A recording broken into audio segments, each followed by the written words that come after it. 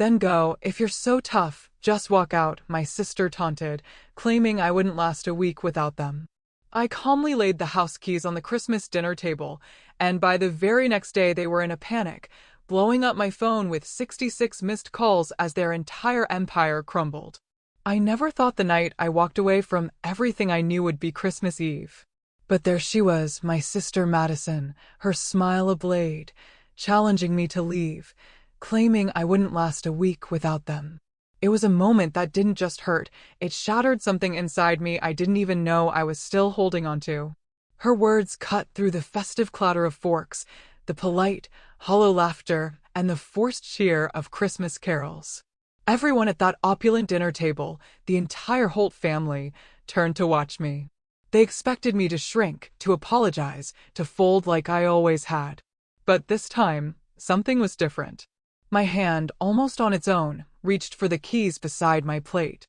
Not just any keys, the house keys, the car keys. The keys they all believed were theirs. I laid them gently on the pristine linen cloth, and the faint click they made was so soft, I almost didn't hear it. But Madison did. Her smile, sharp as it was, froze solid. My parents, Richard and Claudia, heard that click too. They watched, stunned, as I walked past the glittering Christmas tree, its red and gold lights a cruel mockery of warmth, and stepped out into the biting cold of the night. Behind me, their polite laughter didn't just stop, it collapsed into an astonished silence. By sunrise, I knew that silence would turn into full-blown panic.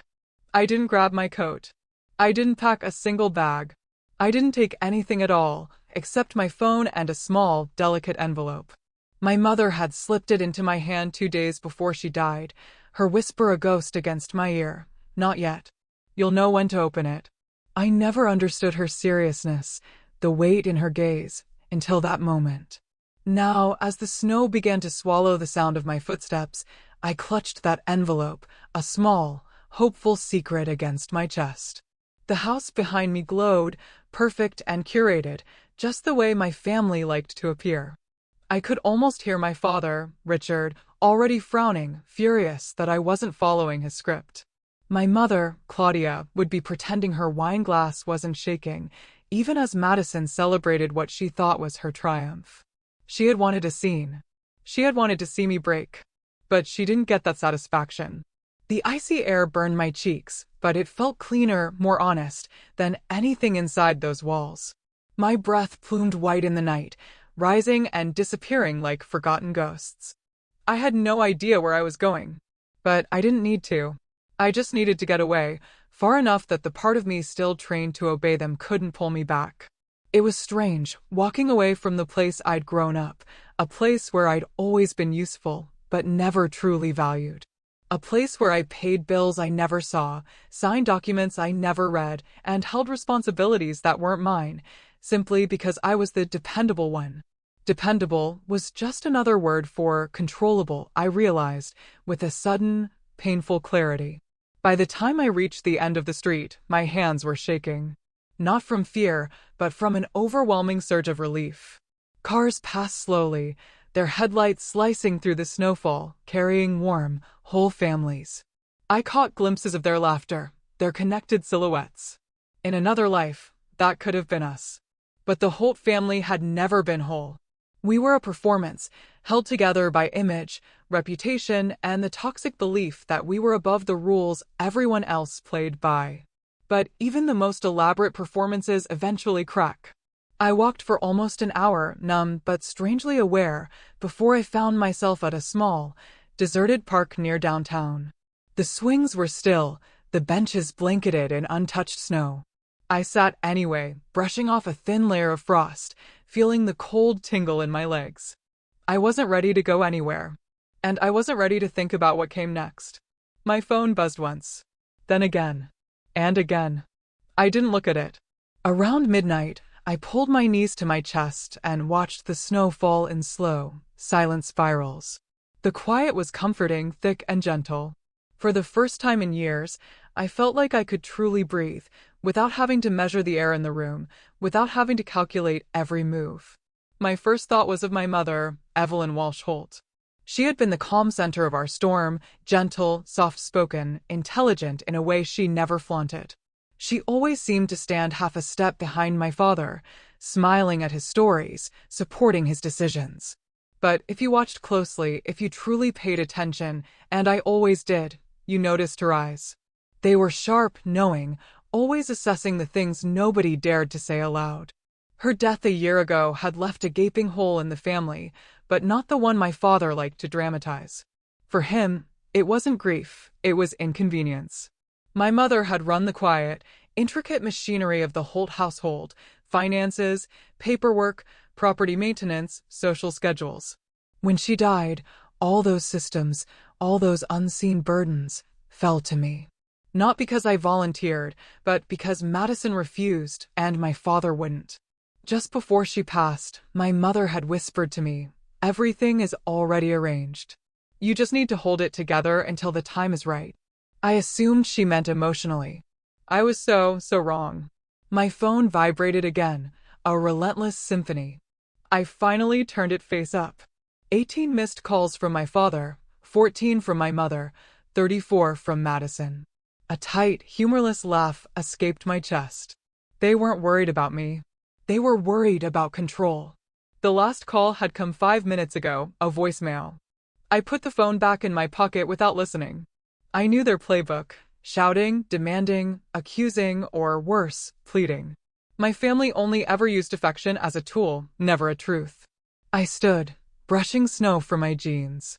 My fingers were numb, my hair damp with frost. Where would I sleep tonight? A hotel, maybe. My car was still in the Holt driveway, and calling an Uber would mean dealing with my father if he saw me retrieve it. I wasn't ready for that confrontation. The park had done its job. I needed distance, any space that didn't reek of cedar-scented candles and crushing expectations. The wind rustled through the trees, and for a moment, it felt like my mother was walking beside me. She had always loved winter, the quiet of it, the stillness. She used to say, "Snow made the world honest." Nothing could hide under that clean, white hush. I didn't know then how much truth that snow would reveal. By the time I reached the main street, my phone buzzed again.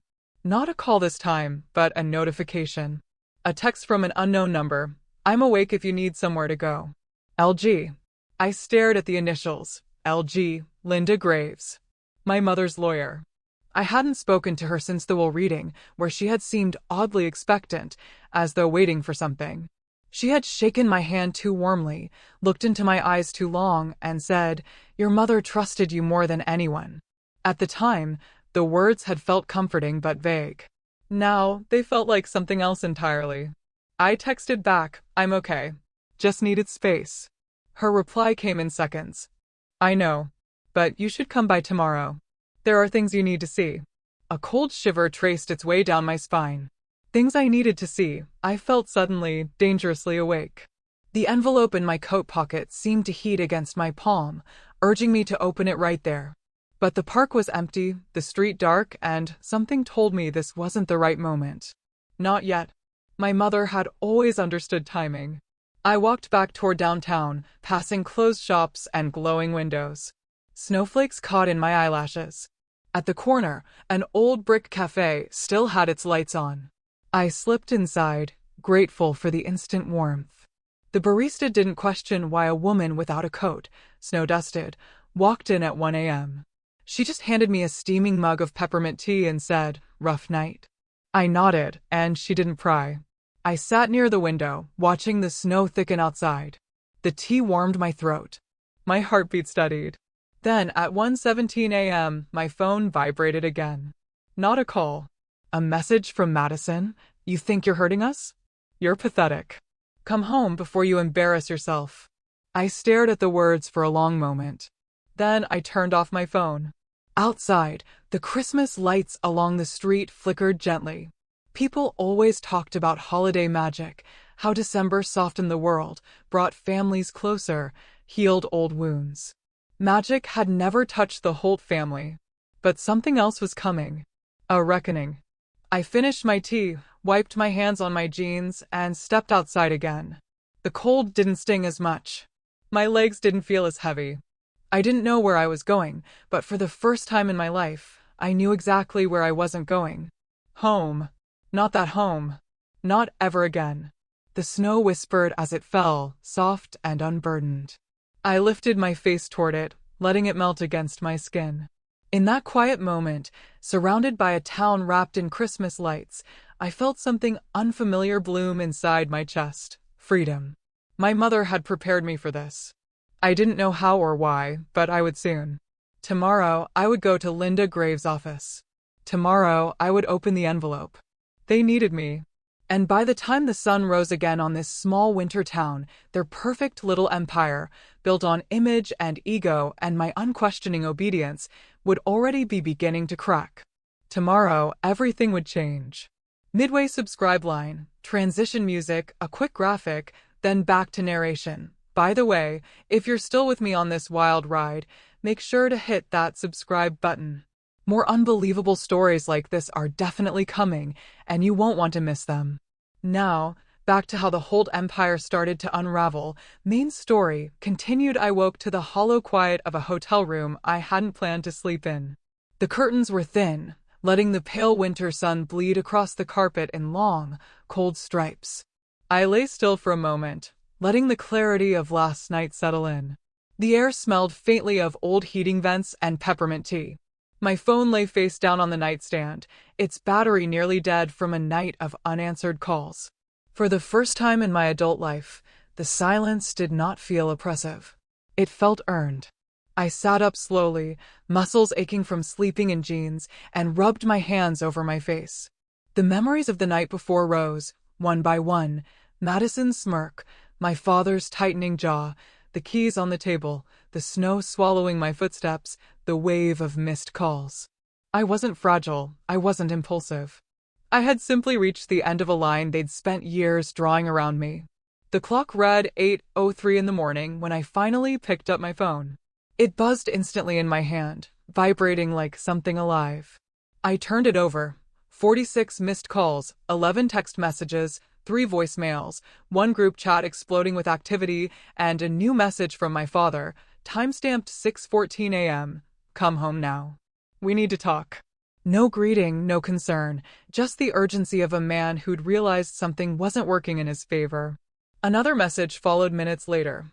Where are you? We need access to the utilities. The bank account link isn't working. I closed my eyes. Of course, that would be the first thing to unravel.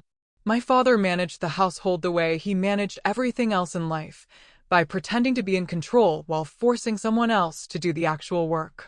And for the past 2 years, I had been the one responsible for paying property taxes, renewing insurance policies, adjusting investments, and transferring funds, policies my mother had originally handled, then quietly passed on to me before she died. My father never bothered to learn any of it.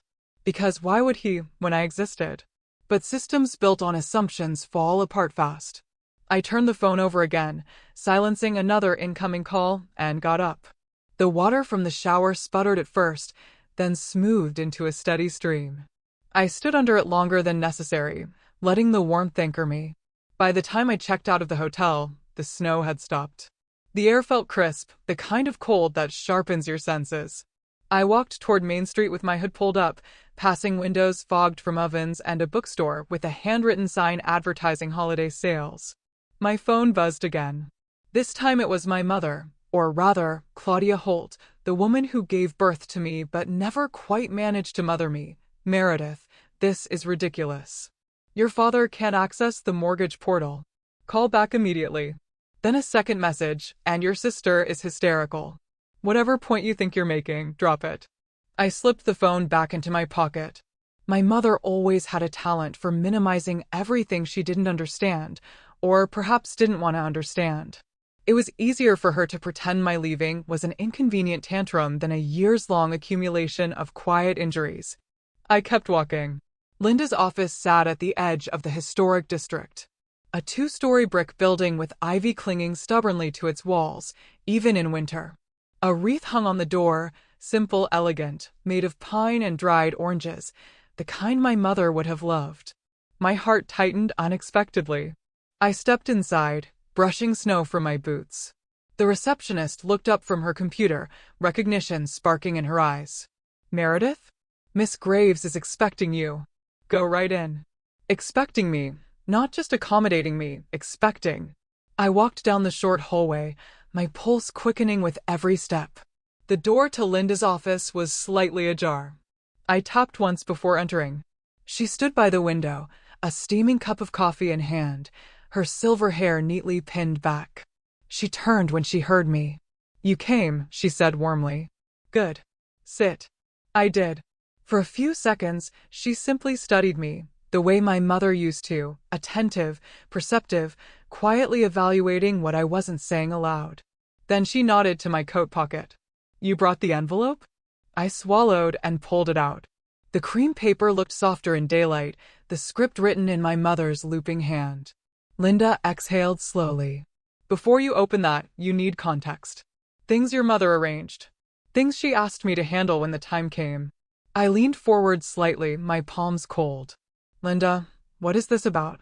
She walked to her desk, opened a drawer, and pulled out a thick file secured with a black ribbon. When Evelyn came to me 5 years ago, it wasn't for estate planning alone. She said it was for protection. Your protection. Specifically. My breath caught. Protection. Your mother was a brilliant woman, Linda continued, and she understood patterns better than anyone gave her credit for. She saw the way the family leaned on you, the way they dismissed your contributions while exploiting your reliability. She feared it would escalate after her death. My chest tightened painfully. So, Linda said, she made changes. Large ones. Linda set the file on the table and untied the ribbon. Meredith, everything your family thinks they own, they don't. I stared at her. What do you mean? She opened the file. Property deeds, account documents, corporate records, pages and pages, each bearing a name printed clearly at the top, my name. All of it. My throat went dry. Linda, this can't be right. It is, she affirmed. Your mother transferred ownership gradually, intentionally, and legally. The house, the secondary property in Birch Hollow, the holiday cabin on Glacier Road, the investment accounts, the family trust, all of it held under your name, with protective clauses preventing anyone else from accessing or transferring assets without your explicit consent. I blinked, the words floating around me like something unreal. She never told me, I whispered. She couldn't, Linda said gently. Your mother understood your family dynamic. If she'd revealed her plans too soon, someone would have found a way to sabotage them.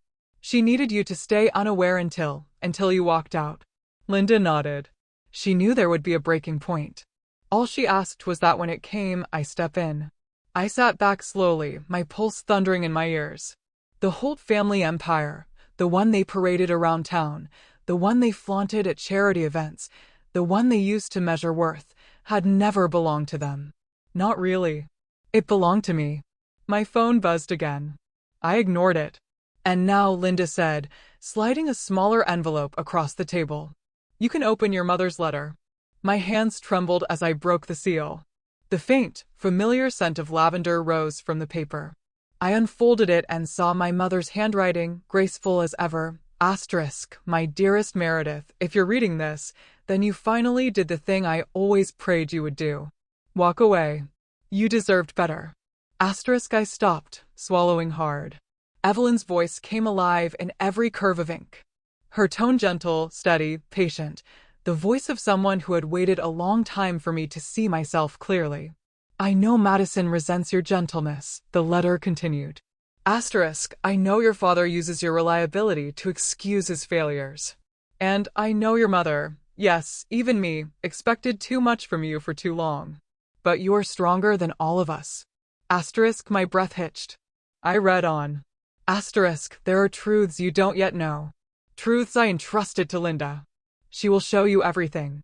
She will help you protect what is yours.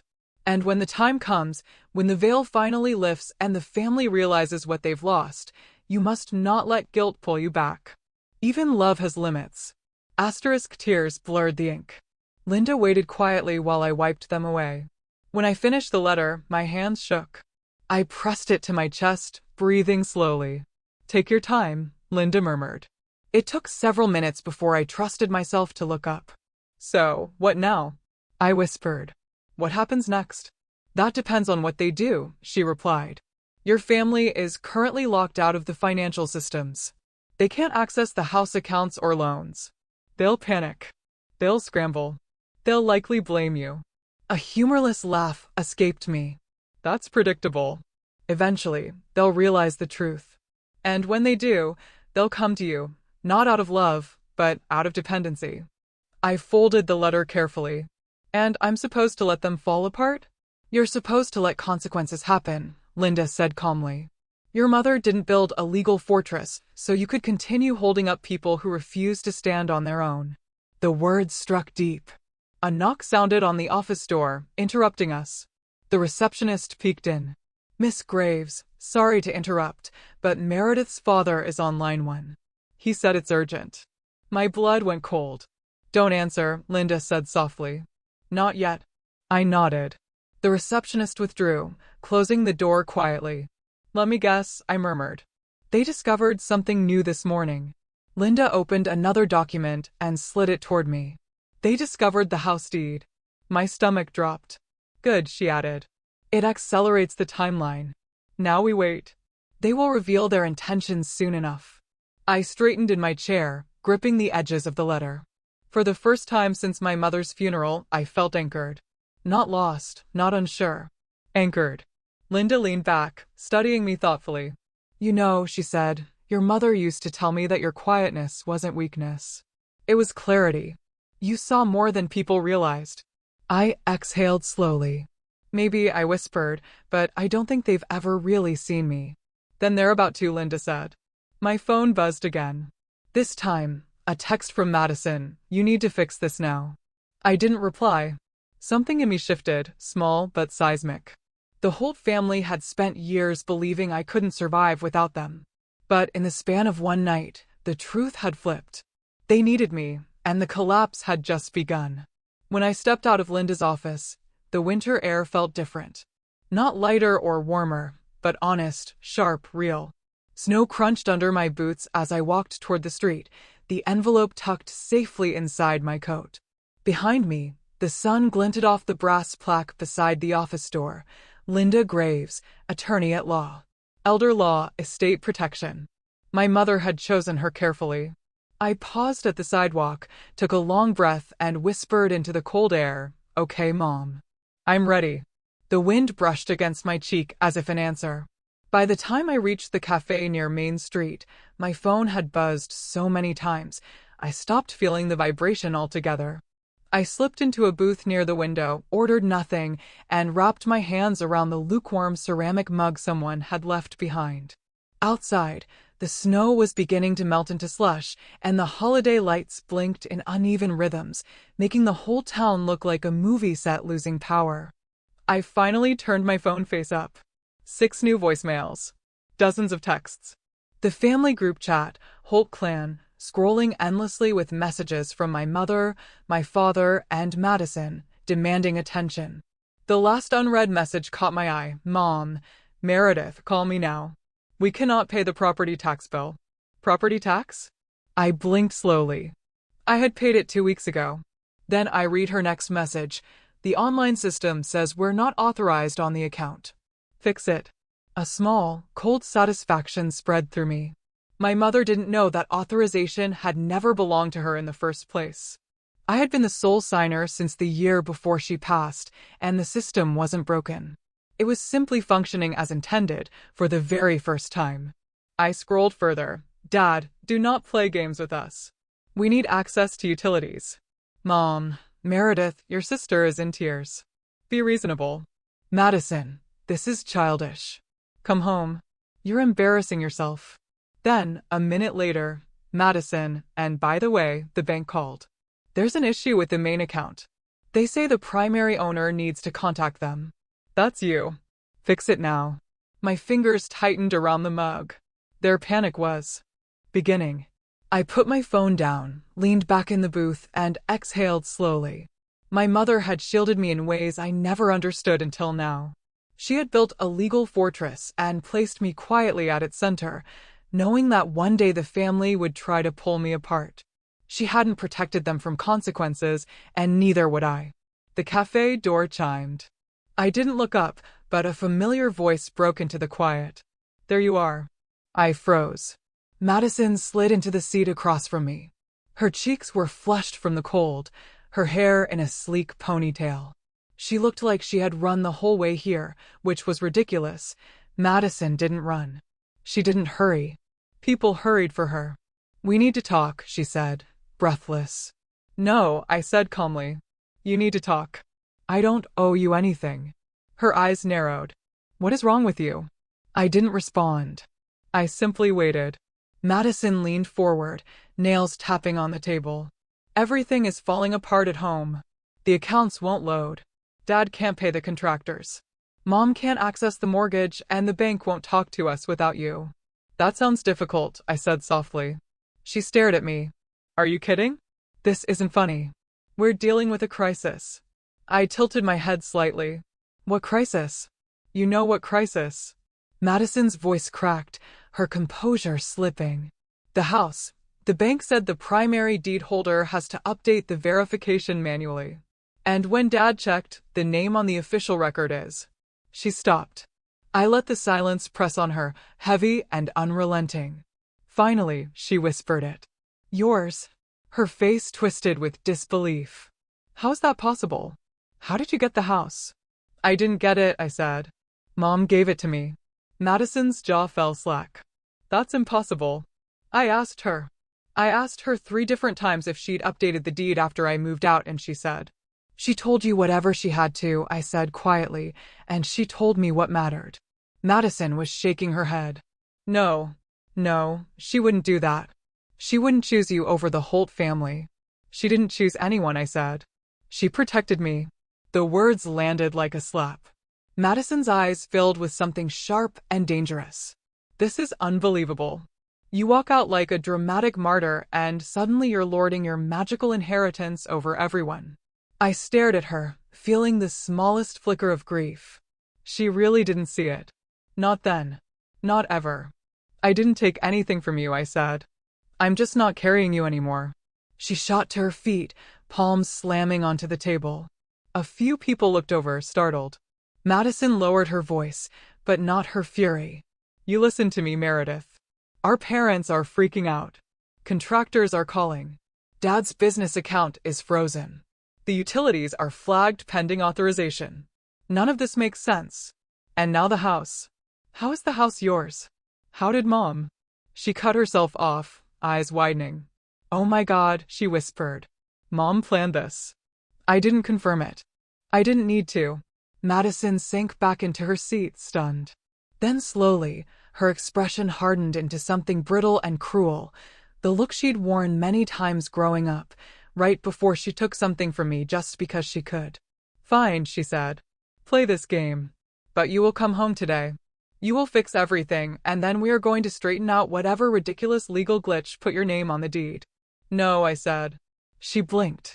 No, I repeated. I'm not coming back. I'm not fixing anything. And nothing is a glitch. The estate is mine. Legally. Fully. Permanently. Madison laughed, a sharp, humorless sound. Dad will never allow that. It's not his decision.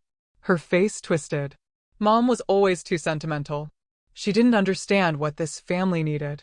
Dad and we kept everything functioning, not you. Is that what you told yourself? I asked softly.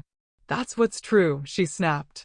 I slipped my coat on, stood, and placed a few bills on the table for the untouched tea. Good luck, Madison. You can't walk away from this. I already did. I stepped past her, leaving the cafe before she could form her next threat. Outside, the sun had risen fully, casting pale gold across the icy streets. I pulled my hood up and walked, feeling the crisp air sting my cheeks. Behind me, Madison burst out of the cafe, shouting my name. People turned. She hated unwanted attention. It meant she wasn't in control of the narrative. Good. I kept walking. She didn't follow far. Madison always stopped when the chase wasn't easy. As I reached the corner, my phone buzzed again. This time, the caller ID made me pause, Birch Creek County Tax Office. I let it ring twice before answering. This is Meredith, I said. A polite voice responded. Miss Holt, we're calling to confirm authorization for the tax exemption update on your Birch Hollow property. My Birch Hollow property? I repeated. Yes, ma'am, the clerk said. It appears your family attempted to access several accounts under your name this morning. Since you're the sole owner, we need confirmation directly from you. My pulse steadied. Asterisk sole owner, asterisk, I said. Right. Yes, ma'am. Would you like to authorize the exemption update? I looked down the street at the snow melting under the weak winter sun. Yes, I said. Go ahead. I ended the call and kept walking until I reached the small wooden bridge that crossed the half-frozen creek. I leaned on the railing, letting the cold seep through my gloves. So, this was what agency felt like. It didn't roar. It didn't announce itself. It settled quietly, like snow on branches. Then, a text arrived from my father. You need to call me immediately. The accountant says your mother transferred the family trust into your name. That can't be legal. Fix this now. I exhaled slowly. He still spoke to me as though I were an errand, not a person. Another message arrived, this time from my mother. Meredith, please. Your father is upset. Your sister is upset. Come home and let's figure this out together. Together, we had never done anything together. I saved both messages, then turned the phone off. The creek murmured softly under the ice. Somewhere in the distance, a dog barked. A child laughed. A car door slammed. For a moment, the world felt normal, ordinary, unburdened by the Holt family's endless dysfunction. My breath fogged in front of me as I whispered to myself, Mom, what else did you protect me from? The wind rustled the frozen reeds on the bank, as if answering. I straightened, wiped my eyes, and headed toward the bus station. There was only one place I needed to go now, the cabin on Glacier Road. The place I hadn't visited since my mother's funeral. The place she had always called her sanctuary. The place she'd told me in her final weeks that she hoped I would return to someday. The place where, according to Linda, more answers waited. I bought a ticket, boarded the bus, and took a seat by the window. The engine rumbled to life, and the town began to shrink behind me, one snow-covered house at a time. As we pulled away, I imagined my father pacing the kitchen, my mother wringing her hands, Madison tearing through drawers, looking for documents she believed belonged to her. But the truth was already unfolding. Their empire had never been theirs. And now, piece by piece, it was slipping through their fingers, because they had built it atop my mother's silence and my compliance. The silence was gone. The compliance was over.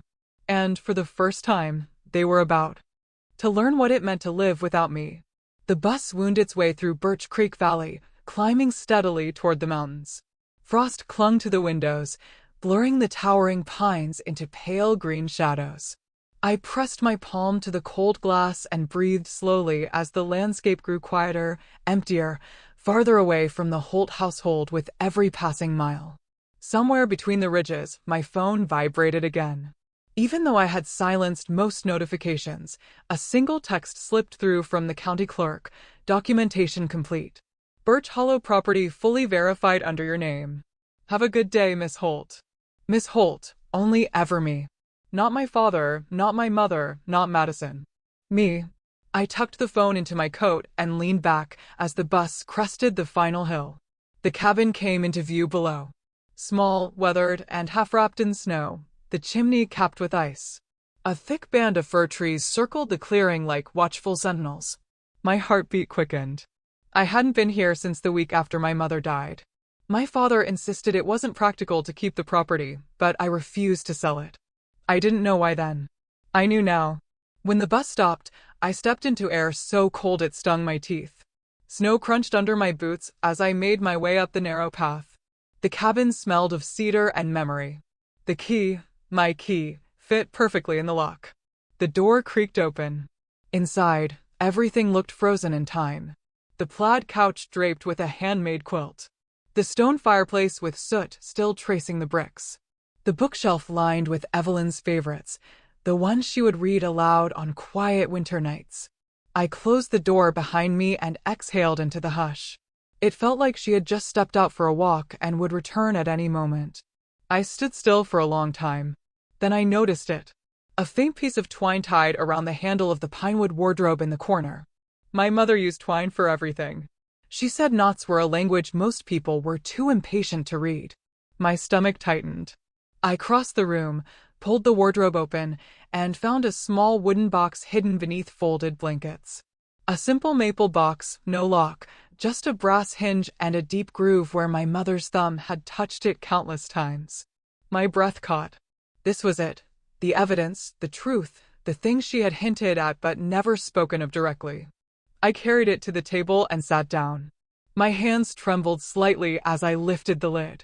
Inside lay several neatly labeled envelopes, a USB drive wrapped in paper, a small leather-bound notebook, and a printed legal document stamped with my mother's signature and a gold seal bearing my name. My throat tightened. On top was a note, *Meredith. If you've reached this box, it means the moment I feared has finally come. I'm sorry. I hoped they might change, but you must see the truth clearly. Love, Mom.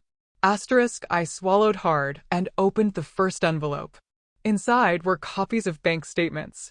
At first glance, nothing seemed unusual until I saw the signatures.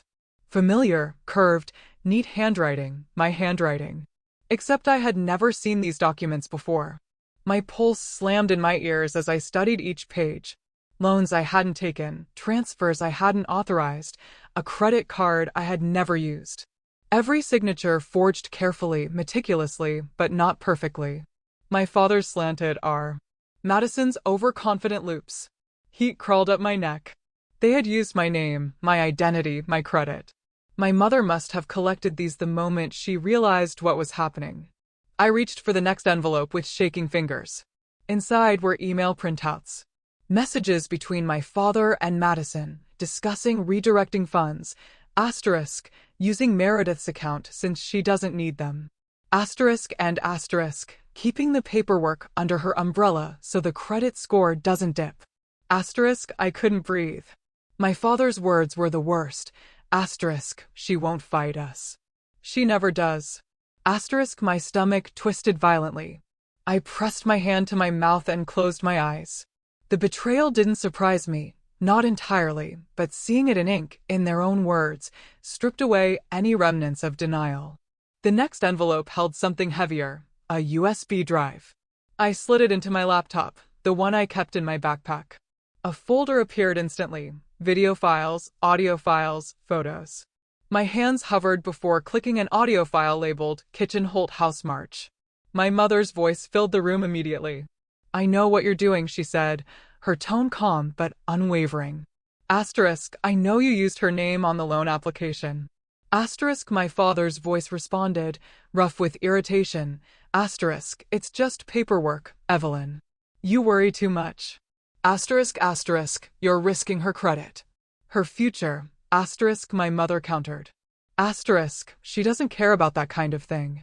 Besides, his voice sharpened. It benefits the family. My mother inhaled sharply. No, it benefits you and Madison. A brief silence.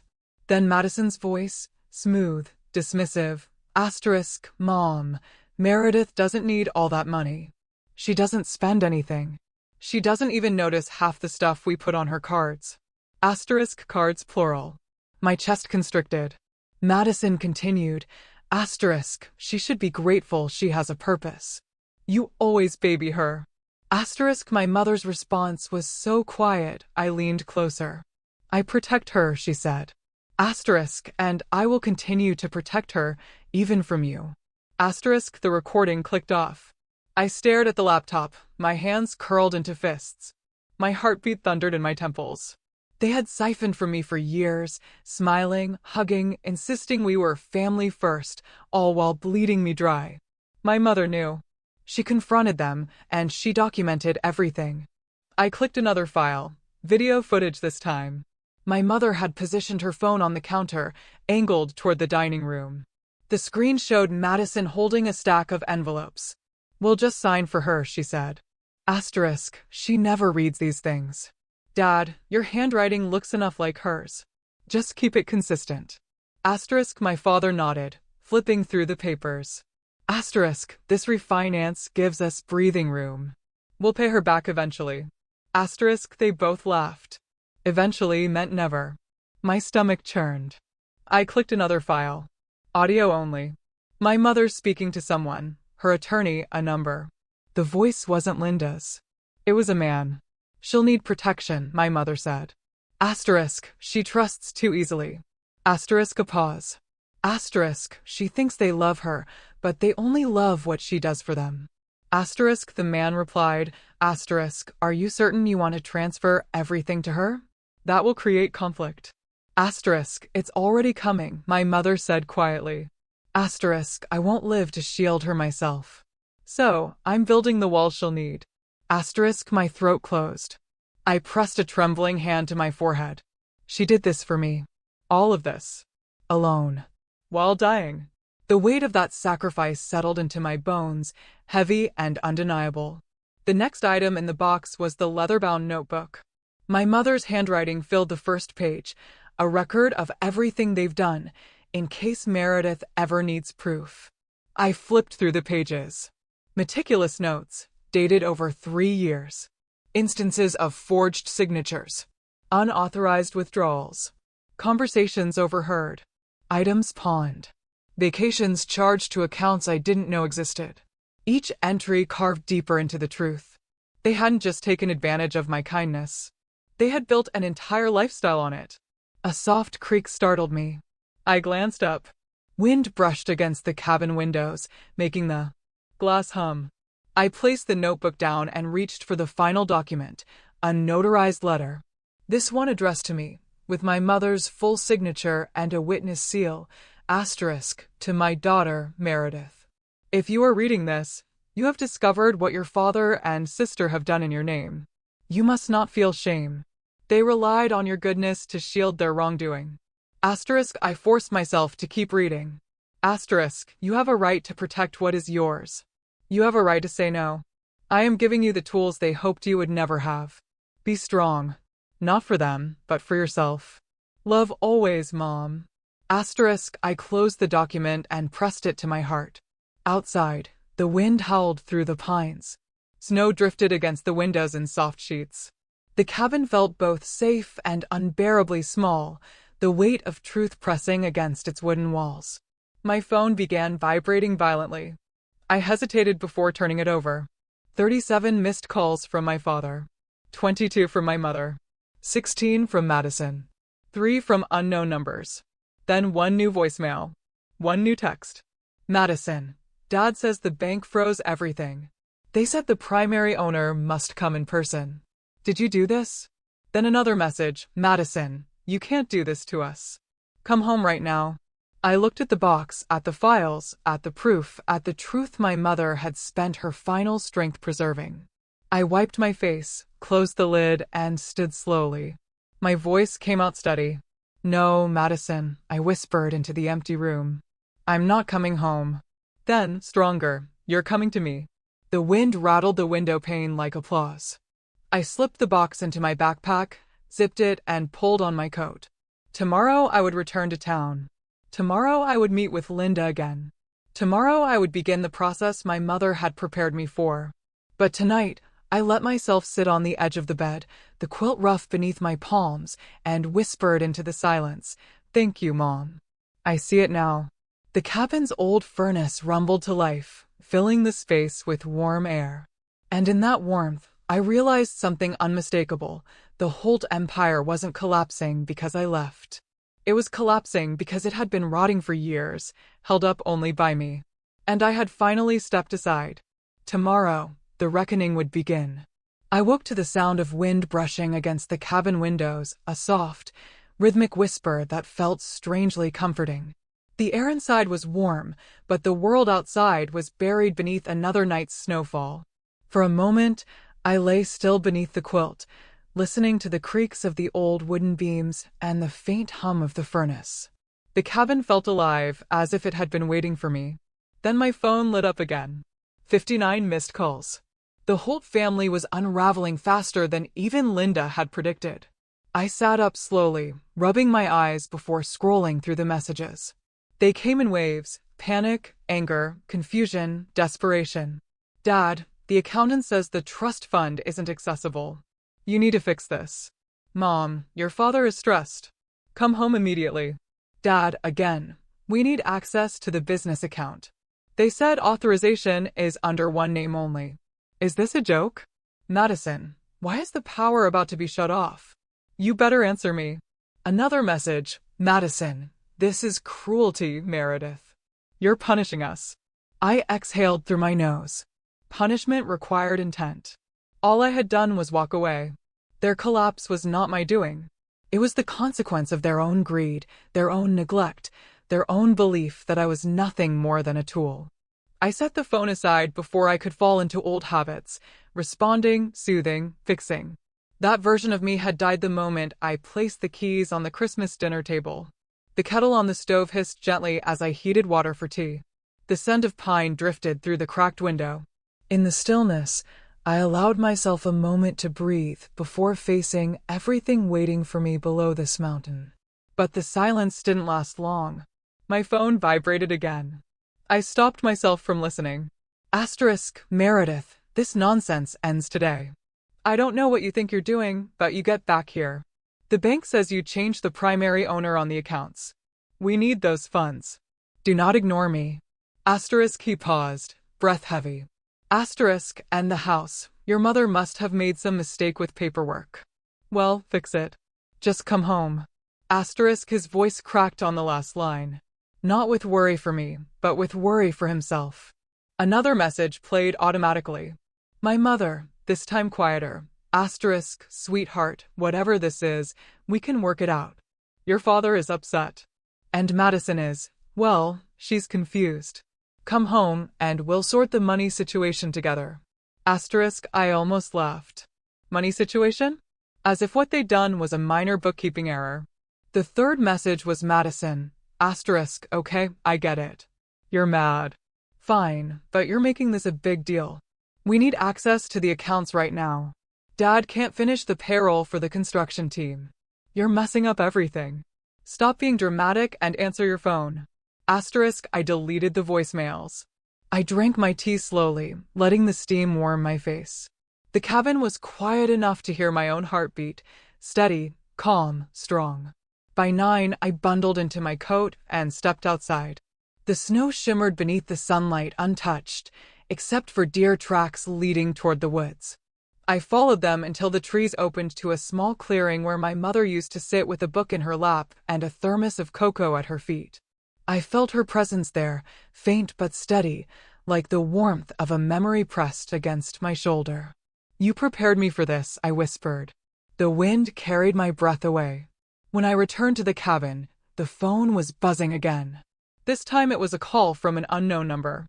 I let it go to voicemail, assuming it was another real estate agent demanding to speak to the Holt family representative. But the transcript surprised me. Miss Holt, this is Daniel from the... Your family attempted to withdraw from an account ending in 3821, but the transactions were denied. Please contact us as soon as possible. My family had finally run headfirst into the wall they didn't know existed. Inside the wooden box, beneath the documents I had read last night, were several more items I hadn't opened.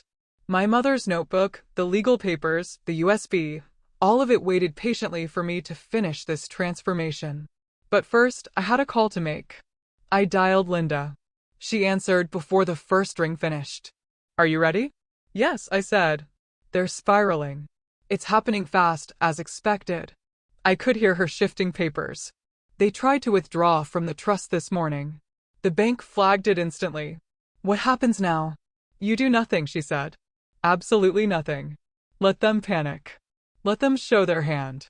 When they realize the full extent of what your mother did, they'll attempt something rash. That's when we step in. I swallowed. Something rash. They might show up at the cabin, or try to force your hand with guilt or legal threats, she paused. But they can't win. Not this time. I closed my eyes. Relief, fear, anger, and something else, resolve, settled in my chest. Linda, I said quietly, I found the evidence. She didn't ask what I meant. She simply said, "Good.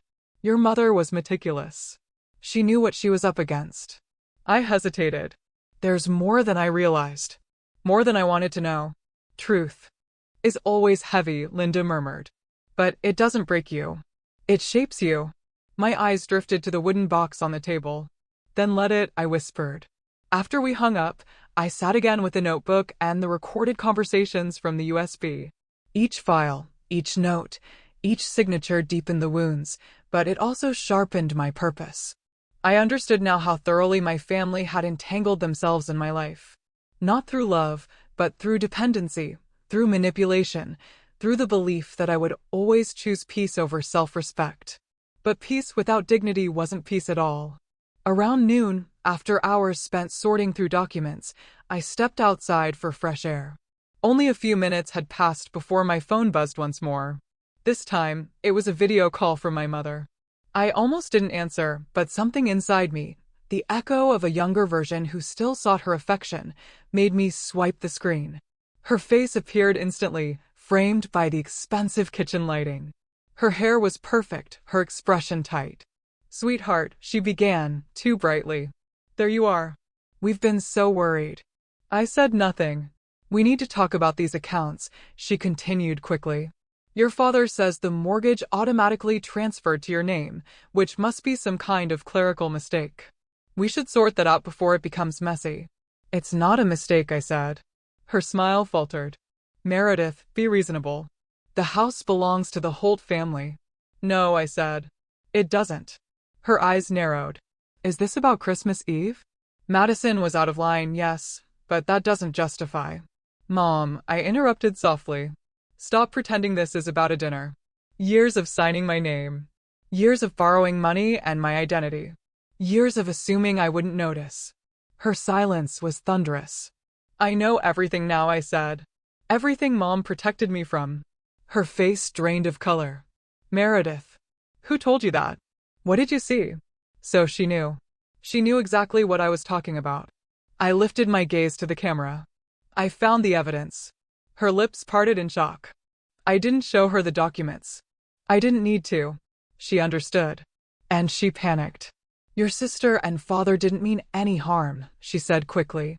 "We always intended to pay you back. It was just temporary. You were never supposed to find out." "I'm hanging up now," I said. "Meredith." I ended the call and turned off my phone entirely. For the first time, the silence felt like power. By late afternoon, I was reorganizing the evidence into folders, labeling everything. My mother had documented, not out of revenge, but out of necessity. There was a knock on the cabin door just as the sun dipped behind the ridge. My breath caught. I moved slowly toward the window, heart pounding. A car I recognized parked in the clearing, a dark blue sedan with snow clinging to the tires. Madison's. I stepped back from the door. Another knock, louder this time. Asterisk, Meredith. Asterisk, she shouted. Asterisk, open the door. Asterisk, no, not yet. Another round of pounding vibrated through the cabin walls. Asterisk, you can't hide up here forever. Asterisk, she yelled. Asterisk, we need to talk. Asterisk, I didn't move. Not yet. Silence. Then my mother's voice. Soft, coaxing, dripping with practiced sweetness. Asterisk, honey, sweetheart, please open the door. We just want to talk. Asterisk, talk, explain, manipulate, rewrite, guilt, shame, control. I had lived that cycle my entire life. No more. I stood completely still as Madison's fury bubbled over. Asterisk, do you think you can hide from us? Asterisk, she screamed. Asterisk, you destroyed everything. Dad's business is collapsing. The house is frozen. The bank won't help us. Asterisk, that's enough, Madison, my mother hissed. Asterisk, no, she needs to hear this. Asterisk, Madison pounded on the door. Asterisk, you owe us. You owe us everything. Asterisk, I inhaled sharply. My mother's voice dropped to a whisper. Asterisk, Madison. Asterisk, but Madison wouldn't stop. Asterisk, who do you think you are? Asterisk, she shouted. Asterisk, you think you're better than us? You think you can walk away and just let everything fall apart? You think any of this was yours? You were supposed to help us, not abandon us. Asterisk, my blood roared in my ears. Behind the door, my mother attempted her old persuasive tone. Asterisk, please, sweetheart, we're your family. Asterisk, the word tasted like ash. A long silence followed, broken only by the wind. Then Madison muttered something I couldn't quite hear. The car door slammed, then another. Tires spun in the snow, scraping against ice. The car sped down the mountain road, growing quieter until the engine disappeared entirely. I stood frozen for a long time. Then I sank slowly onto the couch, burying my face in my hands. Not because I was afraid, but because I finally realized how completely I had separated myself from them. They couldn't reach me anymore. Not through guilt, not through anger, not through need. A line had been drawn, one my mother had prepared, one I had chosen. When I finally stood, the air felt clearer. I grabbed my coat, slung the backpack over my shoulder, and stepped outside. The snow crunched softly beneath my boots, and for a moment, I looked toward the road where their footprints were already disappearing under fresh snowfall. Goodbye, I whispered, not to them, but to the version of myself who had once believed I had to make myself smaller to be loved. I headed down the path toward the bus stop. It was time to meet with Linda. Time to prepare. Time to finish what my mother started. Linda's office looked different the second time I entered it, brighter somehow, as if the winter sun had shifted just enough to reveal details I hadn't noticed before. The embossed legal certificates lining the wall. The thick curtains framing the tall windows. The scent of sandalwood drifting softly from a candle on her desk. A place built for truth, not performance. I stepped inside with my backpack pulled close to my body, the weight of the evidence grounding me. Linda stood when she saw me, and for a moment her stern expression softened just slightly. You'll need to be ready, she said. I sat, placing the wooden box on the table.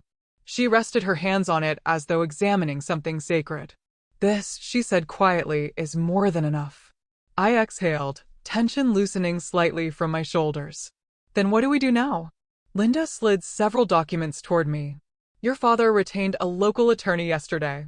From what I gather, he intends to challenge the estate. Today at 2, he's scheduled a meeting with the attorney and the bank manager. I expect he will attempt to accuse you of manipulating Evelyn.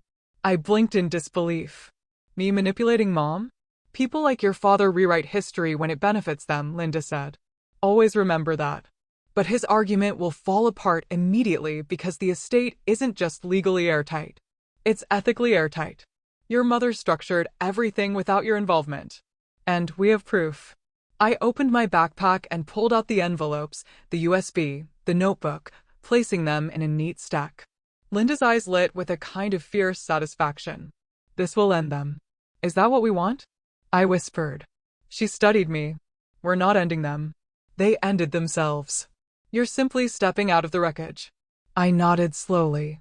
Linda pulled closer a legal pad. Here's our plan. You're not to reach out to them. You're not to respond to texts, calls, emails. You do nothing. We observe. We gather. And when the moment comes, we present everything. And that moment is soon, she said. Very soon. Before she could elaborate, her desk phone rang, a sharp, old-fashioned sound that cut through the quiet. Linda answered without taking her eyes off me.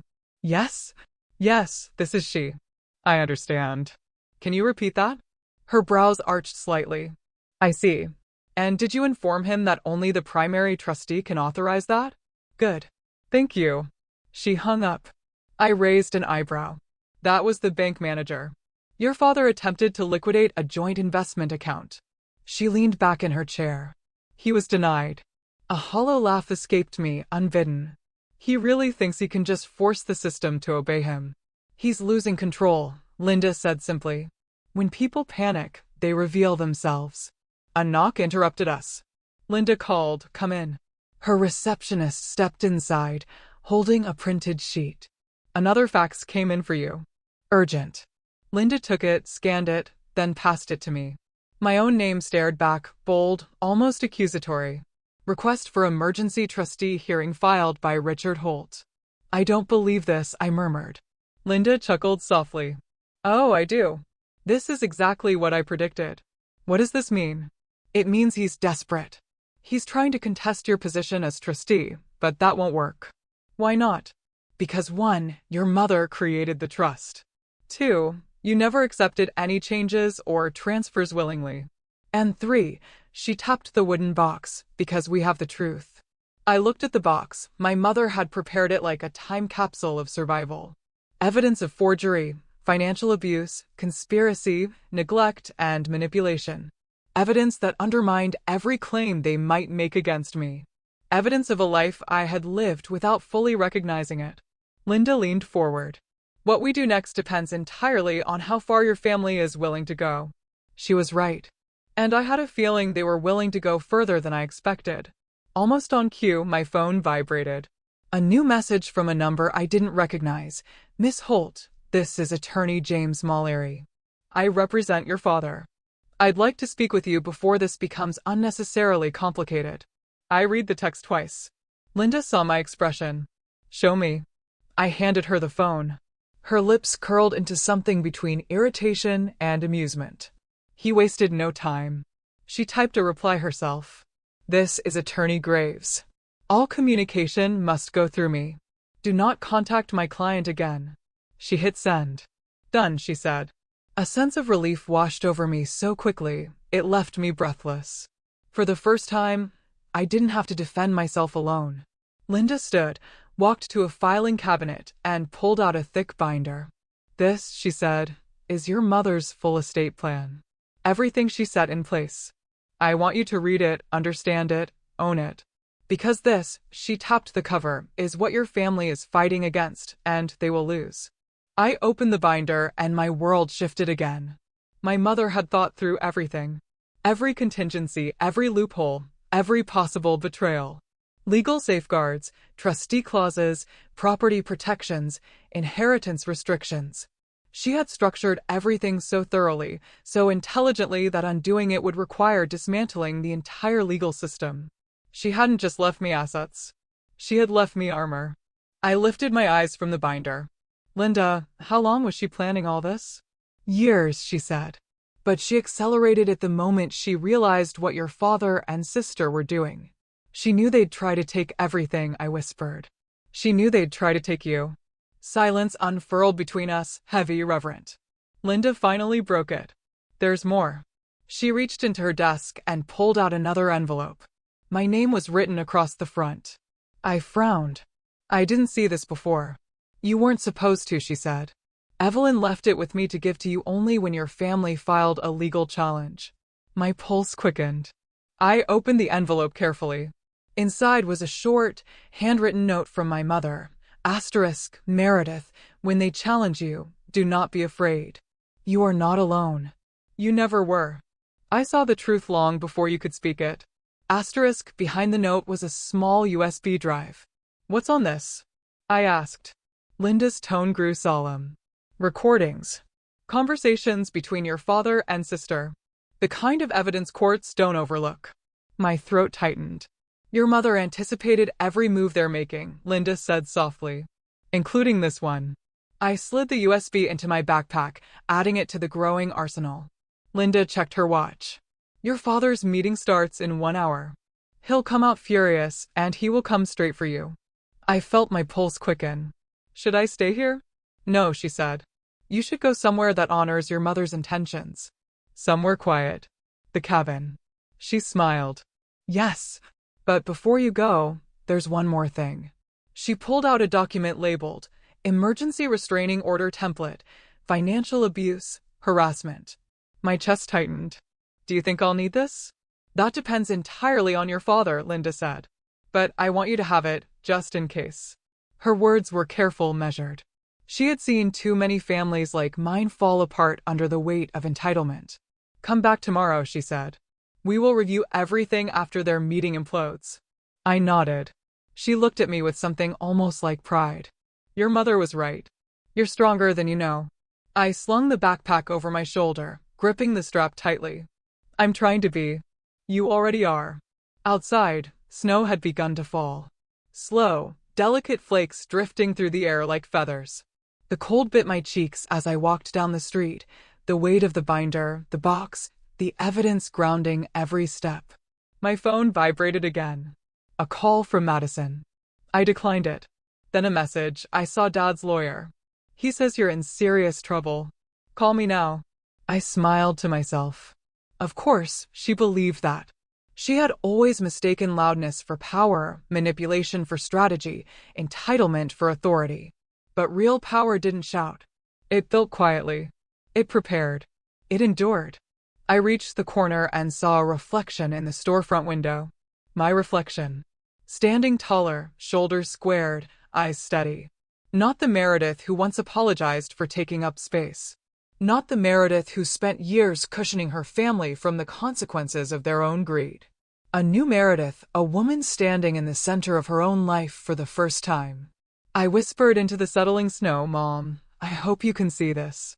And for a moment, a brief, impossible moment, I swore I felt warmth brush the back of my hand, as if someone were guiding me forward. I didn't look back. By the time I returned to the cabin, the sky had shifted from pale gray to a bruised lavender, promising snow before nightfall. I pushed the door open and stepped inside, greeted by the comforting scent of pine logs and the faint warmth left from the morning fire. I shrugged off my coat, set the backpack on the wooden table, and inhaled deeply. Then my phone lit up. 14 new messages, 7 missed calls, 3 voicemails. I ignored them. Instead, I moved to the kettle, filled it, and placed it on the stove. The silence around me felt thick, like the cabin itself was waiting, listening for what would come next. At 3:04 p.m., the first voicemail forced its way through the quiet. I didn't want to listen, but I did. My father's voice blasted through the speaker, louder than I expected. Asterisk, Meredith, you have made a complete fool of us. Asterisk, a shaky. Looked back, tired, yes, but steady, grounded, unafraid. This was the turning point. The moment when silence shifted into action. I zipped up my backpack, grabbed the evidence, and stepped out into the night. Not to go to them, but to prepare for when they came to me. Because they would. And when they did, they would face the truth they had buried for years. The truth my mother preserved. The truth that would dismantle everything they had built on my back. The Holt Empire wasn't falling. It had already fallen. They just hadn't hit the ground yet. I didn't sleep that night. The cabin was quiet, too quiet, as if the walls themselves were holding their breath. I sat by the fire with my mother's notebook open on my lap, the flames casting slow-moving shadows across the pages filled with her handwriting. Every word felt like a thread, stitching me to her, steady, deliberate, unbreakable. By dawn, frost had formed on the inside of the windows. The sky beyond them glowed pale pink, a deceptive softness that did nothing to ease the tension building inside me. At 7:23 a.m., my phone vibrated violently on the table. A single notification lit the screen. Family meeting results. Urgent. Sent by Madison. I drew a slow breath, unlocked the phone, and opened the message. Mayor, you need to answer.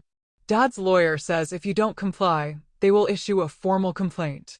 They're bringing everything to you this afternoon. Be home by 2. Be home, as if the Holt house was still my home. As if I still belonged inside those walls. As if they hadn't spent years hollowing out every corner with their expectations, their demands, their endless taking. I closed the message. The phone buzzed again immediately. This time it was my father. Asterisk, you will not avoid this. We are coming to you. Prepare to talk. Asterisk, I stared at the screen for several seconds before turning off the phone completely. Today was going to be the day everything collided, and I needed to be ready. I packed the evidence into a single, organized case. My mother's notebook. The envelopes. Printed emails. Bank statements. The USB drives. And the notarized letters. The weight of it was substantial, but not suffocating. It felt like armor. Linda had told me not to meet them alone. She was right. I left the cabin just after 8, boots crunching through the icy snow, and took the first bus back into town. My breath rose in thin white streams as I stepped onto the sidewalk in front of Linda's office. She was already waiting at the door, a thick folder in her hands. You'll need this, she said simply. I followed her inside. The receptionist nodded at me with a sympathetic glance before turning back to her computer. We entered Linda's office, and she closed the door behind us. "They'll arrive around 2, she said. "They've made that clear in multiple emails I've received this morning." "Yes." Linda set the folder on the desk and pressed her palms flat against it. "I want to be absolutely sure you understand what will happen today." "I understand," I said. "They'll try to bully me into surrender. They'll use guilt and threats. And when that doesn't work, they'll try to discredit me." "Correct." "They'll claim my mother was manipulated, confused." "Yes. And they'll expect me to break." Linda held my gaze. "Will you?" "No," I said. "Not anymore." A faint hint of pride flickered across her expression. "Good, because today is a turning point. After this, the legal system will take over. You won't need to confront them again." "Not directly." I felt my shoulders drop with relief. "I'll be here the whole time," Linda continued. "And remember, you do not raise your voice. You do not argue. You do not justify. You simply present the truth." I nodded. Truth had a weight that didn't require shouting. By 10, Linda had briefed me on everything: my rights, their lack of rights, the documentation we were prepared to present, and the expected tactics my family might attempt. At 11, she stepped out for a conference call, leaving me alone in the office. I wandered to the window, watching cars pass along the street below, their tires hissing across slush. For a moment, I wondered where my mother would choose to stand if she were here. Behind me, the door opened softly. I turned. Cameron Price stood in the doorway, holding a steaming paper cup of coffee and a folder tucked under his arm. His expression was heavy, as though today weighed on him too. "Thought you might need this," he said, offering the cup. "Thank you." I accepted it gratefully. He stepped inside, closing the door behind him. "I spoke with your father this morning." My stomach tightened. "How bad is it?" "Bad," he said bluntly. "He's in full collapse mode. Angry, panicked, blaming everyone except himself." That sounded painfully familiar. "He's convinced he can overturn the estate," Cameron continued. "He thinks if he pushes hard enough, you'll surrender, or someone will intervene." "No one's intervening," I said. Cameron gave a small, almost sad smile. "That's what I told him."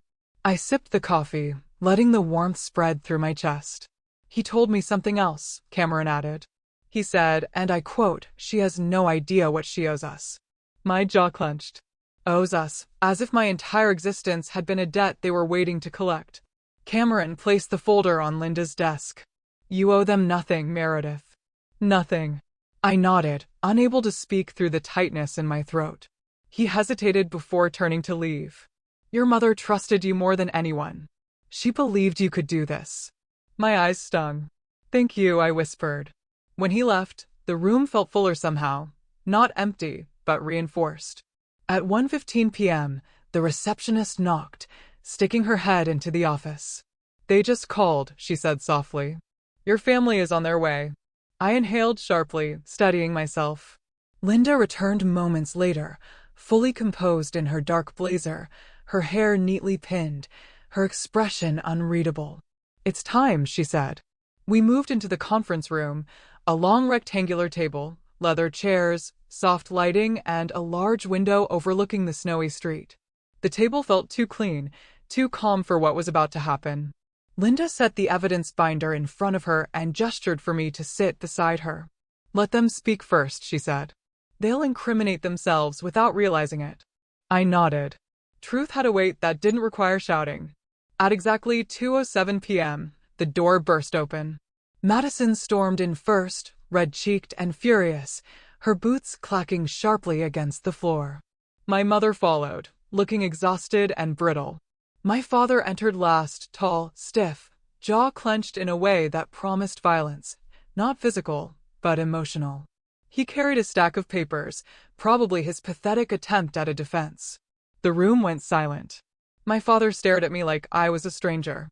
"Sit up straight," he snapped, automatically, a reflex of control he didn't realize no longer worked. I didn't move. Madison threw her purse onto the table. "This is ridiculous. We shouldn't even be here." "Dad, tell them." My father's voice boomed. "We are here because my daughter," he pointed at me like I was a criminal, "has created a completely unnecessary crisis. She has interfered with family assets, locked us out of accounts, and stolen property that does not belong to her. Linda cleared her throat. Mr. Holt, the property and assets you're referring to were legally transferred into Meredith's name by her mother. Your accusations are unfounded. He turned on her. I didn't ask for your opinion. That's unfortunate, Linda replied calmly, because you're going to hear it anyway. Madison slammed both hands onto the table. You are not taking everything, Meredith. This is insane. Mom didn't intend this. She was sick. Dad already told the lawyer that she wasn't in her right mind when she set this up. I folded my hands on the table, my voice steady. Mom was in complete control when she made her decisions. You don't know that. Madison snapped. Yes, I said quietly. I do. My father rolled his eyes. Oh, here we go. The dramatic victim routine. I looked at him, not with fear, not with hesitation, but with a kind of cold clarity I had never felt before. I'm not a victim, I said. Not anymore. He opened his mouth to retaliate, but Linda placed a hand on the evidence binder. With your permission, she said, we would like to begin presenting the documentation your wife compiled. My mother's breath caught. Madison blinked. What documentation? Linda opened the binder and placed the first sheet in front of them, a copy of a forged loan document signed in my handwriting. Except not in my handwriting. My father's face drained of color. Madison's eyes widened. My mother's hand flew to her mouth. This, Linda said, is the beginning. She laid down another document, another forgery, and another, and another. The room fell into suffocating silence as document after document slid across the table, proof of every theft, every lie, every manipulation they had buried under years of gaslighting. My mother whispered, "Oh God." Madison's face twisted. These are fake. They are not fake, Linda said sharply. They are authenticated. They are timestamped. They match transfers, withdrawals, and emails your mother saved. Emails, my father croaked. Linda pressed a button on a small speaker. My mother's recorded voice filled the room. Asterisk, I know what you're doing. Asterisk, my father flinched. Madison froze. The audio continued. My mother confronting them, pleading with them, warning them. Every word was a scalpel, slicing through their denial. When the recording ended, no one spoke. Finally, my father rose slowly from his chair, staring at me with something like hatred and fear tangled together. You, he whispered, have destroyed this family. No, I said, rising too. You destroyed it. Mom tried to protect me from you, and now I'm protecting myself. He pointed a shaking finger at me. You will regret this. Linda stepped between us. Mr. Holt, this meeting is over. Madison grabbed her purse, eyes blazing. We're not done. Yes, I said softly. We are. My mother paused at the doorway, looking back at me with tears streaming silently down her cheeks. Tears of shame, not grief. Meredith, she whispered. I'm so sorry. I didn't answer. They left. The door clicked shut and the room felt lighter than it had in years. Linda exhaled. You handled that perfectly. I sank back into my chair, shaking with adrenaline. It's only the beginning, she said. But you won today. I looked at the empty doorway. No, I whispered. Mom won today. And in that moment, for the first time, I felt it. The shift. The break. The freedom. I sat in Linda's office long after the door closed behind my family, feeling the remnants of their voices, like cold drafts, lingering in the air. For a moment, the world was too quiet, as if everything inside me had been hollowed out. My hands lay folded on the table, but I could still feel the trembling, soft, subtle, the aftershock of a decade of silence, finally breaking apart. Linda slipped a glass of water in front of me. Drink, she said gently. I obeyed, the cool liquid steadying the heat burning in my throat. You handled yourself, she added. Better than most. I let out a breath that felt like it had been trapped in me since childhood. It didn't feel like it. It felt like bleeding. Linda gave a small, understanding smile. That's what truth does. It cuts on its way out. I nodded, staring down at the table. It's not over. No, she agreed. But the power dynamic just shifted. And they felt it. She wasn't wrong. I had seen it on their faces. shock, fear, confusion. The first cracks in the empire they'd built on my back. But I also knew who my family was. They wouldn't go down quietly. Linda checked her watch. They'll strike again, probably within hours. Prepare for aggression, manipulation, and at least one attempt to rewrite the narrative. Rewriting the narrative was what the Holts did best. I stood, gathering my mother's binder as though it were a shield. Let them try. Outside, the winter air hit my face in a sharp gust. But instead of shrinking under it, I inhaled deeply. The cold hurt, but the hurt felt clean, honest, pure in a way that my family had never been. I walked through town toward the small cafe near the courthouse, a place my mother had loved. She used to say the coffee tasted burnt, but the atmosphere tasted real. The staff knew her by name. They still smiled at me whenever I came in, offering quiet condolences. They weren't even aware I needed. Inside, I ordered chamomile tea and found a corner booth by the window. A few people chatted around me, but the world felt muted, distant, almost peaceful. My tea arrived. I wrapped both hands around the cup, letting the warmth seep in. Then my phone lit up. 18 missed calls. 11 from my father, 5 from Madison, 2 from my mother. I stared at the screen as the call counter jumped again. 19. I set the phone face down. The tea trembled slightly in my hands. The bell above the cafe door chimed, and for a split second, panic flashed through me. Ridiculous, irrational, but real. I half expected to see my father standing there, storming toward me with the self-righteous fury of a man who believed the world owed him an apology. Instead, it was a young couple laughing as they stepped inside. Relax, I whispered to myself. They can't touch you anymore. But even as I said it, a part of me knew it wasn't entirely true. Emotional entanglement doesn't end just because the legal ties break. Psychological bonds, especially toxic ones, linger like smoke after a fire. At 3:45 p.m., my phone buzzed with a text from my mother. Asterisk, one day, you'll realize all we ever wanted was what was best for you. Asterisk, I stared at the message, feeling something cold settle in my chest. My mother had always been the softest weapon in the Holt arsenal. Her voice carried the guilt. Her eyes carried the disappointment. Her silence carried the threat. But that message, wrapped in false tenderness, felt like a dagger. I typed back slowly, deliberately. Asterisk, I know the difference now between what's best for me and what's best for you. Asterisk, I hit send. She didn't reply. I finished my tea, left a tip, and walked back out into the cold. Snow had begun to fall. Soft flakes drifting down in slow spirals, settling lightly on my coat. The world felt muted, almost cinematic. A strange calmness spread over me as I started walking toward the bus stop. My phone buzzed again. A voicemail from an unknown number. I pressed play. My father's voice filled the air. Asterisk, you think this is over? You think you can humiliate us and walk away? You are destroying this family, Meredith. I raised you. I fed you. I sacrificed everything for you. And this is how you repay me. You will regret this. I promise you, you will regret this. Asterisk, the message ended with a sharp exhale. A sound I had heard thousands of times. Growing up.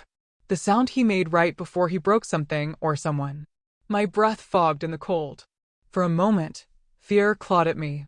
The old, familiar fear that had shaped my entire childhood.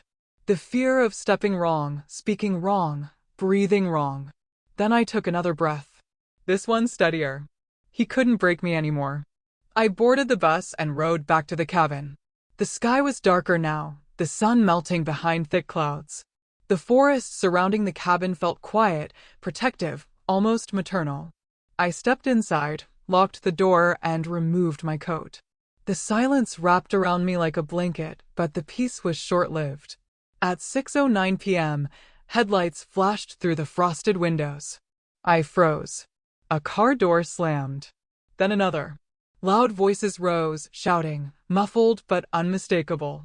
I stepped to the window and peered out. My parents' SUV was parked crookedly outside the cabin. My father stood in the snow, red-faced and shouting at the front door, even though he hadn't knocked yet.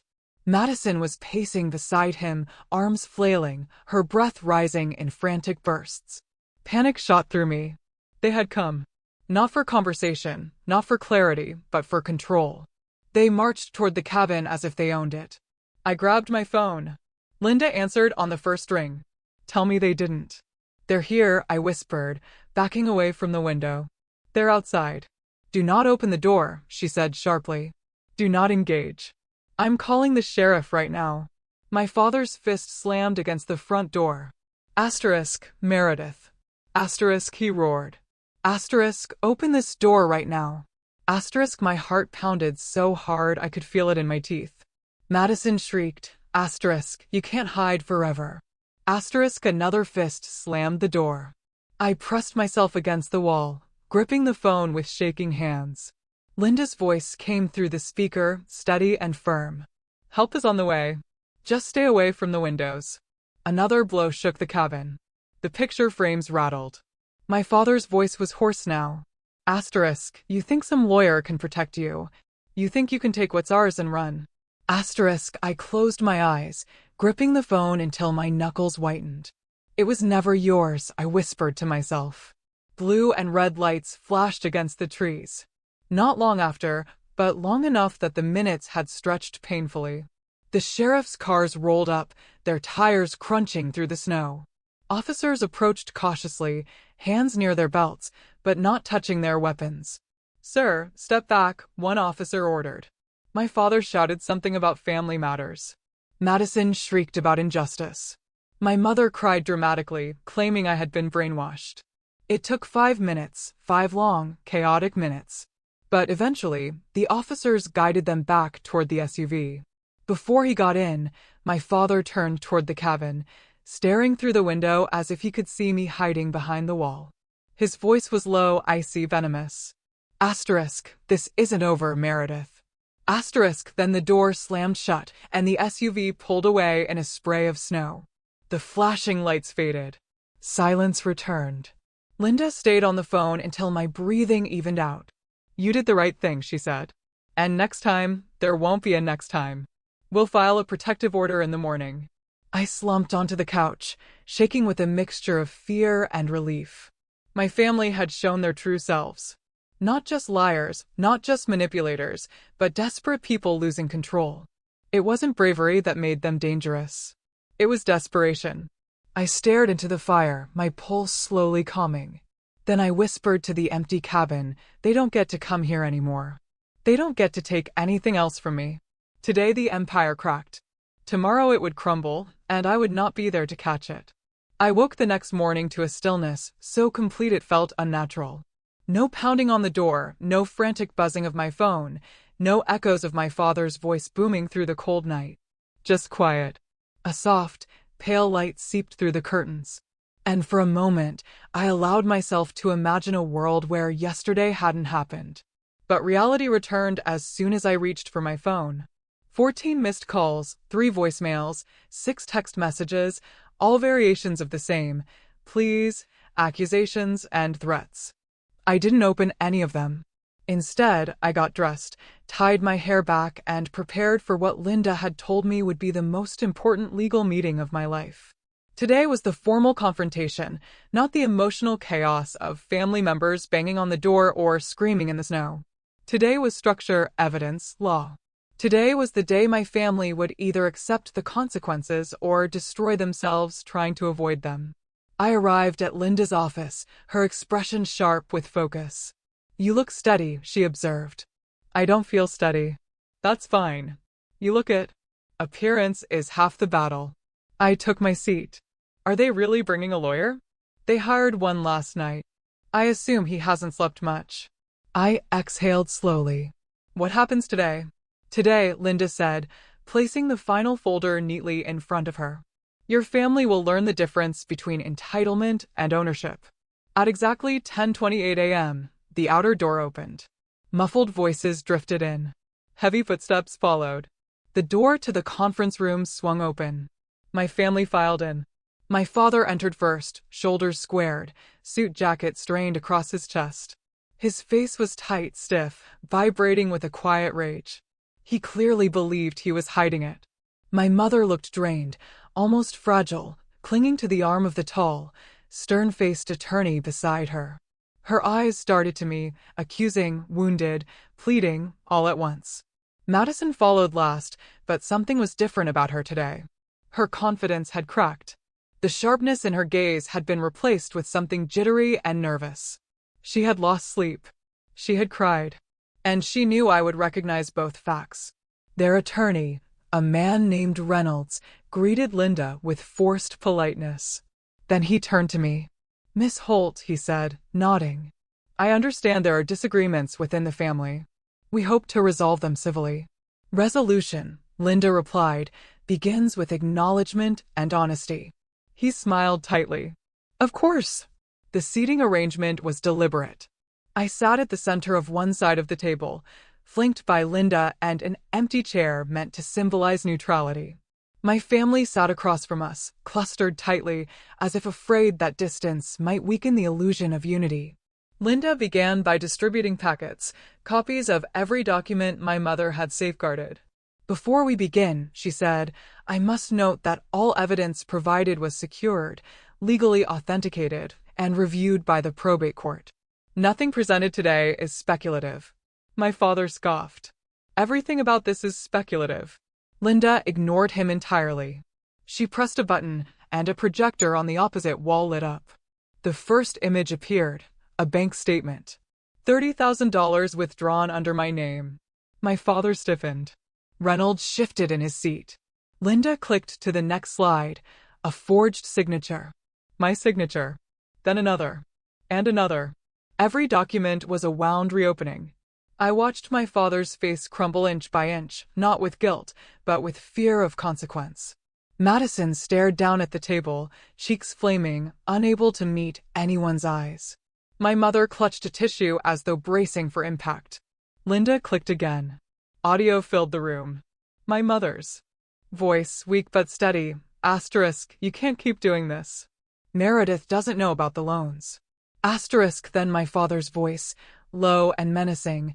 Asterisk, "She doesn't need to know." Asterisk, then Madison. Asterisk, "She'll sign whatever we tell her to sign. She always does. She thinks family means obedience." Asterisk, my stomach twisted, even though I had heard the recording before. My father's attorney cleared his throat loudly. "These recordings, Your Honor, well, excuse me, and Miss Graves. These recordings, although concerning, do not necessarily demonstrate intent to defraud." Linda turned to him sharply. "Please don't embarrass yourself, Mr. Reynolds. This isn't a courtroom, and you heard exactly what we all heard." Silence. Linda clicked again. Emails. Transaction logs. Transfers. Property tax receipts charged to my account despite being attached to homes I'd never lived in. Then came the final image, a scanned letter, handwritten, signed by my mother. The dates aligned exactly with the period when she began quietly documenting everything. Reynolds scanned it, frowned, read it again, and finally set it down. "This complicates matters." My father exploded. "This is absurd. That woman, my wife, was not in her right mind when she wrote that. She was medicated. She was ill.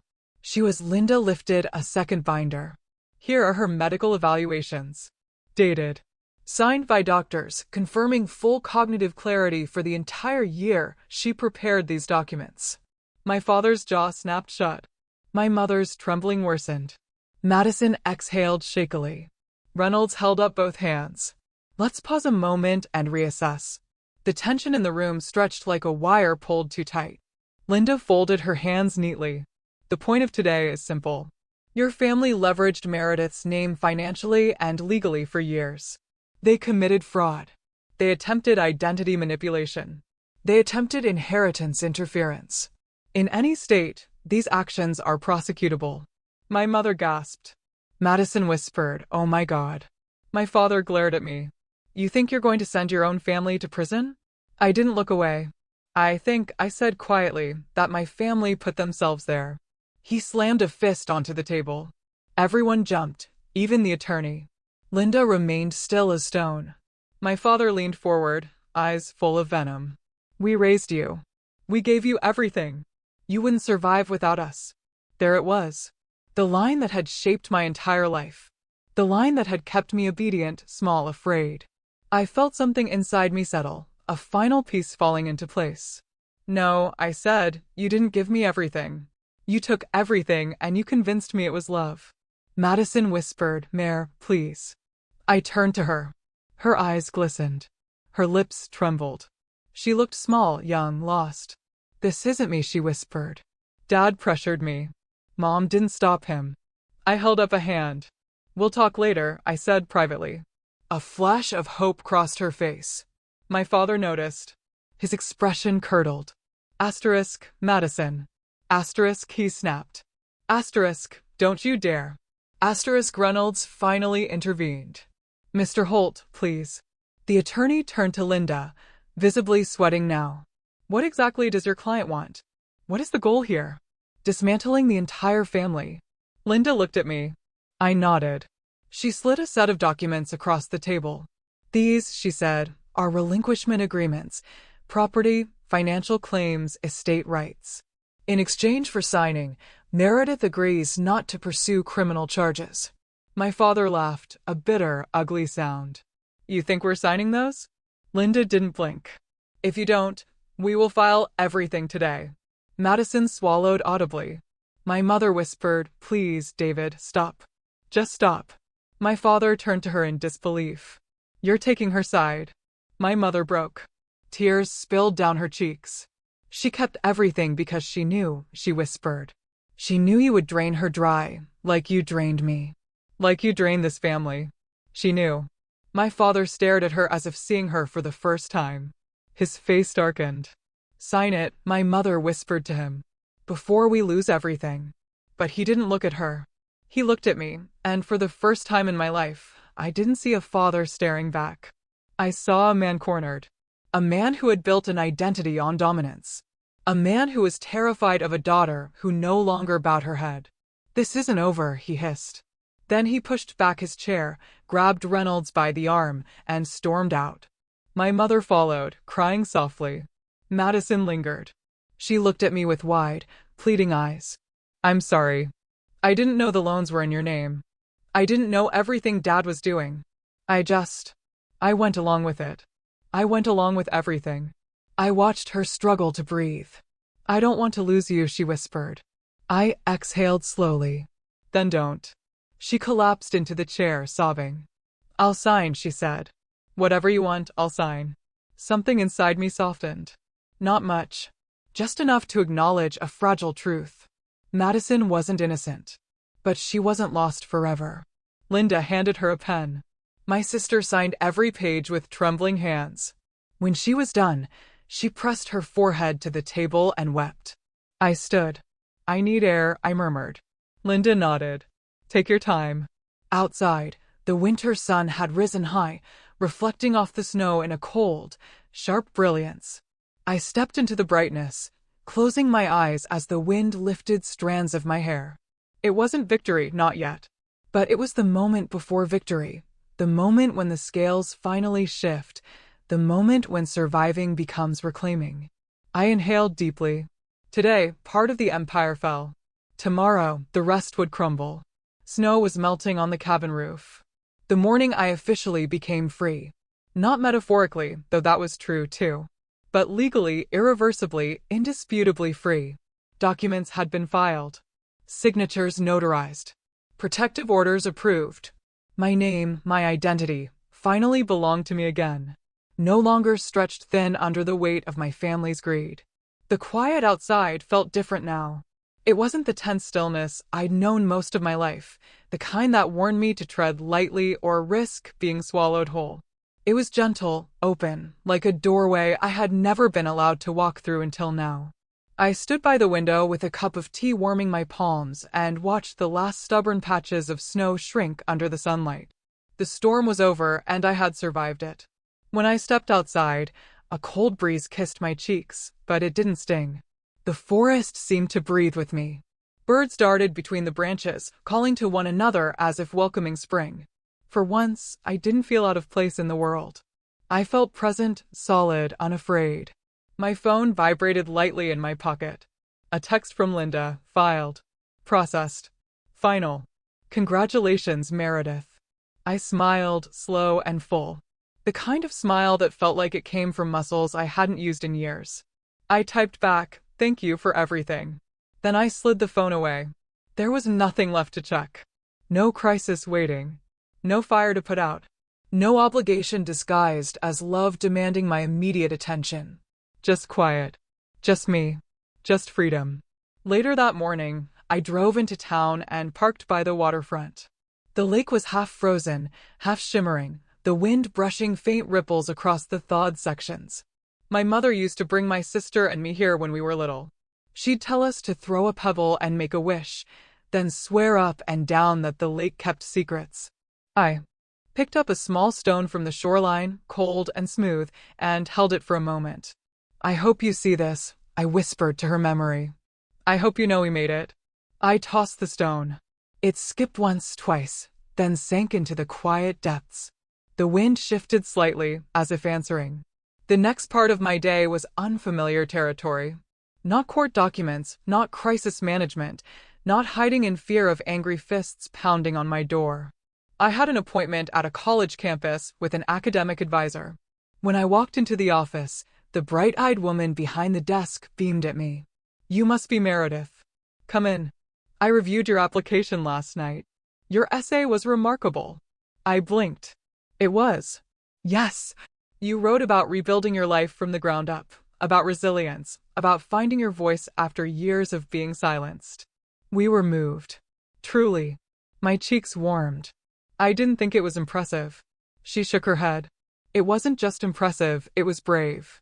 You'd be a fantastic candidate for our psychology program. Psychology. The word felt like sunlight. Helping others reclaim their lives after losing themselves. Helping people break cycles that once felt unbreakable. Helping women like me. I swallowed, suddenly emotional. "Thank you. That means more than you know." Her smile softened. "I think good things are coming for you, Meredith. You're choosing yourself now. Choosing myself, not surviving, not shrinking, not appeasing. Choosing." By the time I left the campus, a small acceptance packet in my hands, the sky had brightened into a soft blue, streaked with gold. Everything around me seemed sharpened, cleaner, stronger, more possible than I had ever allowed myself to imagine. I drove home the long way, past the bakery where my mother used to buy cinnamon rolls, past the church where she sang in the choir, past the park where Madison and I used to feed ducks every Saturday morning before competition and comparison took her from me. The memories didn't hurt anymore. They simply existed. When I pulled into the cabin driveway, a familiar car was waiting. Madison's. She stood by the porch, hugging her coat around herself, eyes red from crying. Her posture was hesitant, not demanding, not entitled, not the girl who once believed the world belonged to her. I stepped out of the car. She stepped toward me. "Hey," she whispered. "Hey." Silence stretched between us. Not tense, just fragile. "I wanted to see you," she said softly. "Not for Dad. Not for Mom. For me." I nodded, cautious, but open. "Okay." She swallowed hard. "I signed everything. You know that." "Yes. And I know I have no right to ask you anything, but I need to say this." Her voice cracked. "I'm sorry. Truly, deeply. And I'm trying to do better. I'm in therapy. I'm learning how much of what I said came from fear and how much came from Dad's voice instead of my own." I studied her face. She wasn't acting. She wasn't manipulating. She was trying. It wasn't forgiveness. Not yet. But it was something. "I'm glad you're working on yourself," I said quietly. Her eyes filled again. "I want you in my life. Even if it's small, even if it's slow, even if I have to earn every inch of ground." I hesitated, then nodded once. "Small steps," I said. A trembling smile broke across her face. "Small steps." We didn't hug. Not yet. But the air between us shifted, no longer a wall, but a doorway. She left soon after, wiping her cheeks, thanking me for listening. I watched her car disappear down the winding road, feeling something I hadn't expected: closure. Not revenge, not victory. Closure. That afternoon, I returned to the cabin and opened the woodworking box my mother left me. Inside were her old tools, A small hammer, a measuring tape, a chisel worn from years of use. The scent of cedar rose as I lifted the lid. I traced my fingers over the handle of the hammer. "I'm learning," I whispered to her. "I'm finally learning." I spent the next hour building something simple, a wooden frame for the acceptance letter I had tucked inside my bag. My hands were clumsy at first, but the rhythm came quickly, easily, as though my mother's hands guided mine. By evening, the frame rested on the table beside a small candle. I stepped outside and watched the sun sink behind the tree-line, flooding the sky with golden orange. A soft knock sounded behind me. I turned. Cameron stood on the porch, holding a paper bag with a shy smile. "I made too much dinner," he said. "Thought you might want some." I laughed. "You made dinner?" "Okay," he admitted. I heated dinner. But generosity doesn't require culinary skill. He joined me on the porch, handing me a warm container. We sat side by side, not touching, not rushing anything, just breathing the same quiet air. He glanced at me after a long silence. "You seem lighter." "I am," I said truthfully. "Good," he murmured. "You deserve that." We ate in companionable quiet until the stars appeared overhead. When he finally rose to leave, he paused, studying me gently. "I'm proud of you, Meredith, for everything you walked through and everything you didn't let break you." When he was gone, I stayed outside, staring at the sky. For the first time in my life, I felt fully, wholly mine. My name, my future, my peace. All of it belonged to me. Ending asterisk, I stepped inside, closed the door, and whispered into the warm cabin air. They said I wouldn't last a week without them. Turns out I was never meant to belong to them in the first place. And as the fire crackled softly and the lake shimmered in the distance, I understood something simple but life-changing. Walking away hadn't destroyed me. It had saved me. Call to action asterisk, if you've ever had to walk away from someone who tried to convince you that you are nothing without them, share your experience in the comments below. What did that moment of breaking free feel like for you? I'd really love to hear your stories.